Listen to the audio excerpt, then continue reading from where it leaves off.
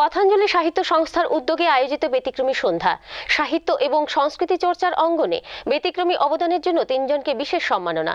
এছাড়াও স্বরচিত কবিতা পাঠ এবং সৃজনশীল কর্মকাণ্ডে একটি অনবদ্য আয়োজন নজর কেড়েছে সকলের।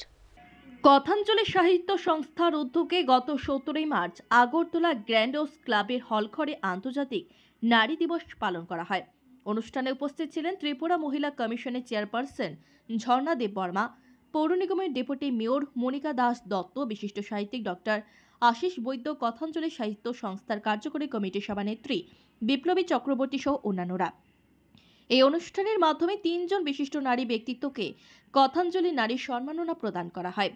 এর মধ্যে বিশিষ্ট সঙ্গীত শিল্পী ও কবি রীতা চক্রবর্তী, বিশিষ্ট সঙ্গীত শিল্পী ও কবি গীতশ্রী ভৌমিক, অবসরপ্রাপ্ত প্রধান শিক্ষিকা জবা পাল দত্ত, এই 3 জনকে শিল্প এবং সংস্কৃতির অঙ্গনে ব্যতিক্রমী অবদানের জন্য সেদিনের মঞ্চ থেকে সম্মান জানানো হয়।